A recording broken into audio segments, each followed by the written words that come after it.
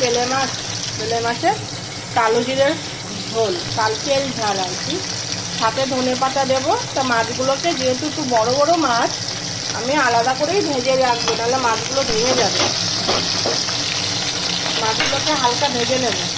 দেখো ঝোলে জাল হয়ে গেছে। এবার আমি এই মাছগুলো যে ভেজে রেখেছি এগুলো আস্তে আস্তে করে দিয়ে দেবো। এবার একটু হাই ফ্লেম করে দেবো যাতে ঝোলটা বেশ টকবক করে ফোটে। আর লঙ্কাগুলোকে আমি হাতার পিঠ দিয়ে ঘষে দিয়েছি, আর নুন দিয়ে দিয়েছি। এবার ধনে পাতা দেবো, কুচিয়ে রেখেছি।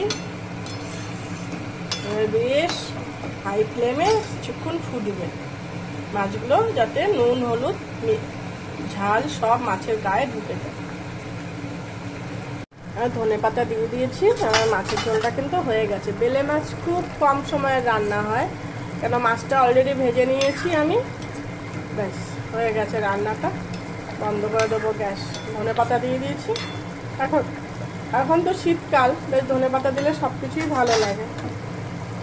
বেশ মশলাপাতি রান্না লাগে না।